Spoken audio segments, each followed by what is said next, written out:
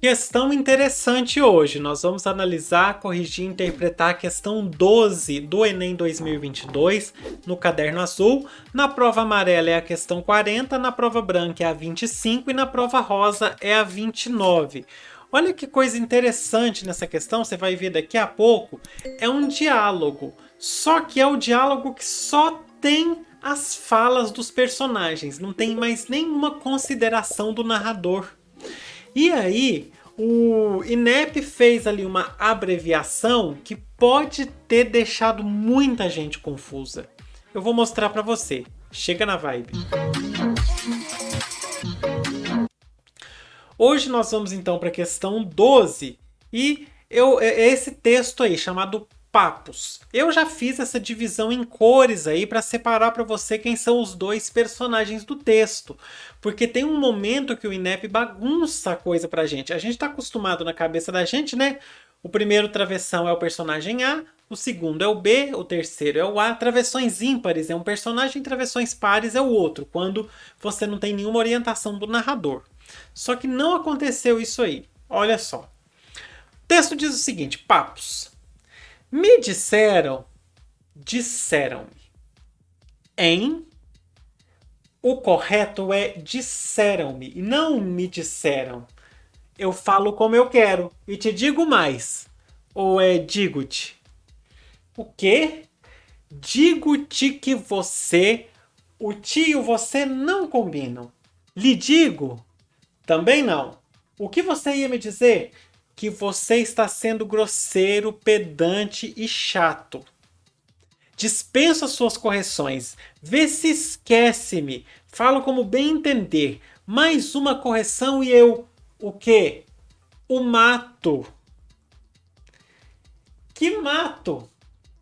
Mato-lhe, mato você, matar-lhe-ei, te ouviu bem? Pois esqueça-o e para-te. Pronome no lugar certo é elitismo. Se você prefere falar errado, falo como todo mundo fala. O importante é me entenderem ou entenderem-me. E é isso. Percebeu aqui que nesse espaço a gente tem o mesmo personagem? Aqui, ó. Porque essa reticência que veio para poder suprimir um pedaço do texto, suprimiu um pedaço do texto que acabou conectando duas falas do mesmo personagem. E isso na cabeça da gente dá uma bugada, porque você começa a ler e você acha que esse personagem aqui, que a gente tem de vermelho o personagem que está corrigindo o outro e de azul o personagem que está sendo corrigido. A gente pensa que essa fala aqui naturalmente vai ser essa aqui, ó. Naturalmente vai ser do personagem que está corrigindo o outro pela ordem dos travessões. E isso para você fazer numa prova que você deve levar 3 minutos por questão, ó, buga a cabeça de qualquer um. Deixa qualquer um zureta. Muito bem. Vamos então ver de onde saiu esse texto.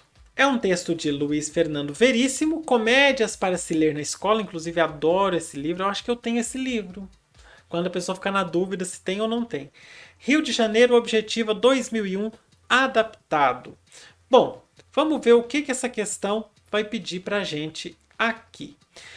Nesse texto, o uso da norma padrão defendido por um dos personagens torna-se inadequado. Olha só, o uso da norma padrão torna-se inadequado. Em razão do ou da. Letra A.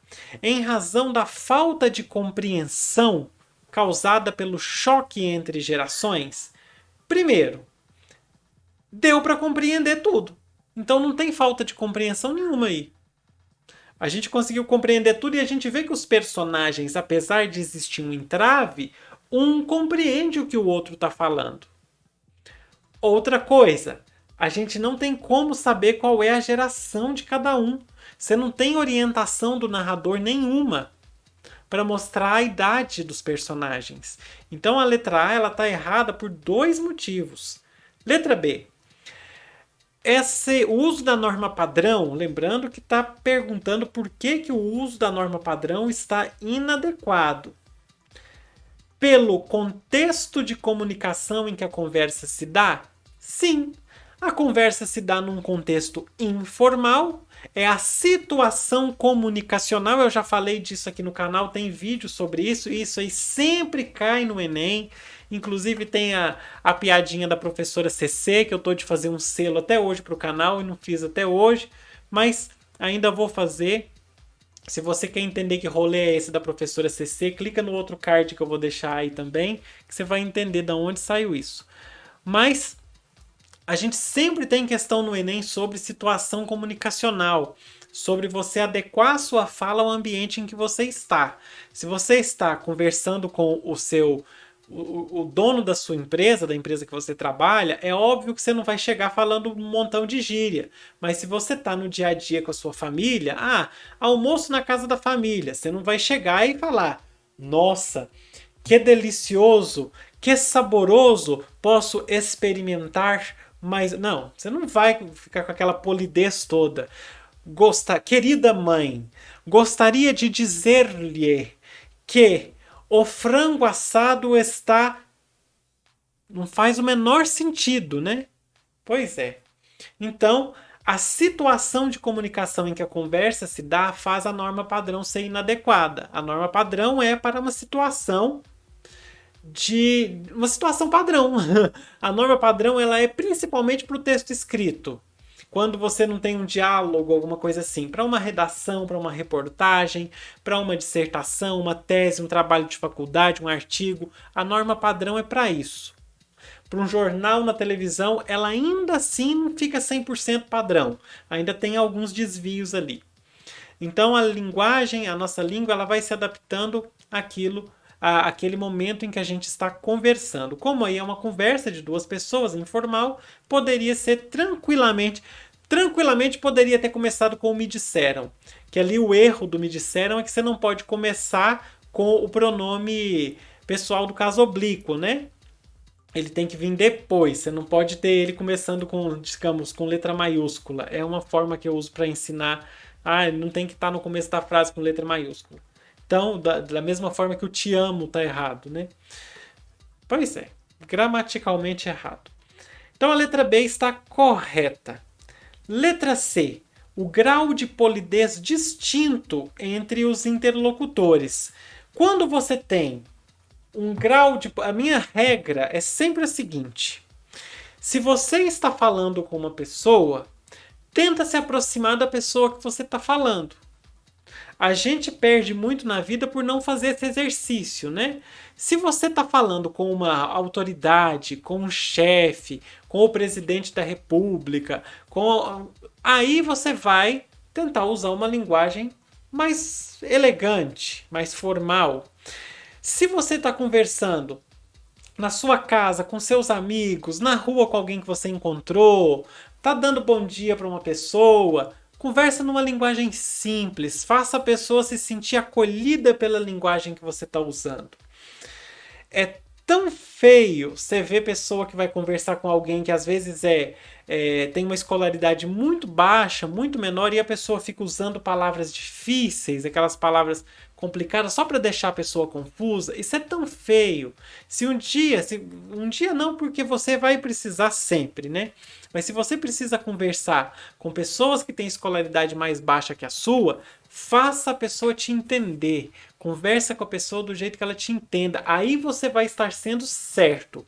O certo é a comunicação fluir. É as duas pessoas se entenderem. Esse é o jeito certo de se comunicar.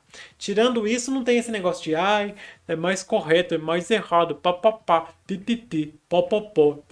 Não, tá? Não vem ser professora CC, não. Já basta.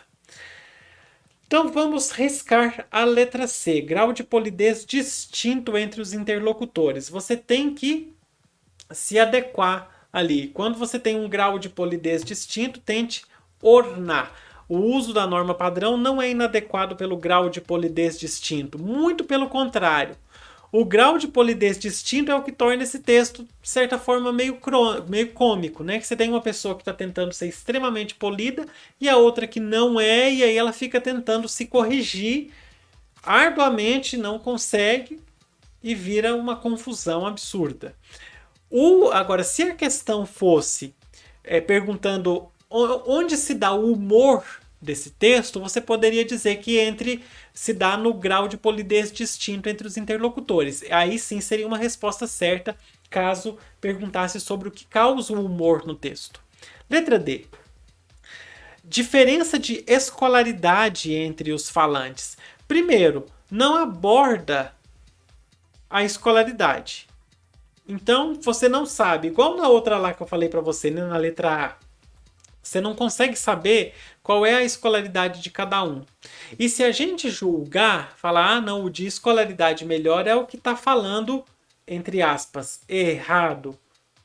Aí a gente vai estar fazendo o que se chama de preconceito linguístico, né? Muito bem, a letra D, então, está incorreta. Letra E. Nível social dos participantes da situação. A mesma coisa, e a mesmíssima coisa da letra D. É uma coisa que não aborda, e se a gente conjectura, se a gente imagina que a pessoa que está falando errado, aspinha de dedo, errado, é a que tem nível social inferior, nós estamos cometendo preconceito linguístico, porque não tem nada a ver com nada. Outro dia, no meu trabalho, algumas pessoas ficam preocupadas de conversar comigo, porque falam assim, mas você é professor de português, eu fico com vergonha de falar errado. Eu falei, gente, eu falo imbigo.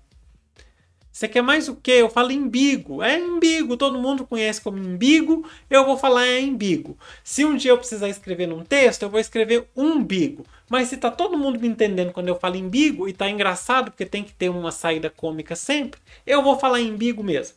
E é isso aí. Então, xizinho na letra B, que é a nossa resposta certa, e bora fechar. Bom, imbigos colocados, eu gostaria de dizer que agora você pode contribuir com este canal. E olha que tem várias formas, hein? Antes tinha forma que você já conseguia usar antes. Vou explicar. Você pode contribuir com esse canal curtindo, comentando e compartilhando esse vídeo. Curte o vídeo, comenta. E aí, qual é a palavra que você vai comentar hoje? Hoje você vai colocar comunicação. Comenta a palavra comunicação.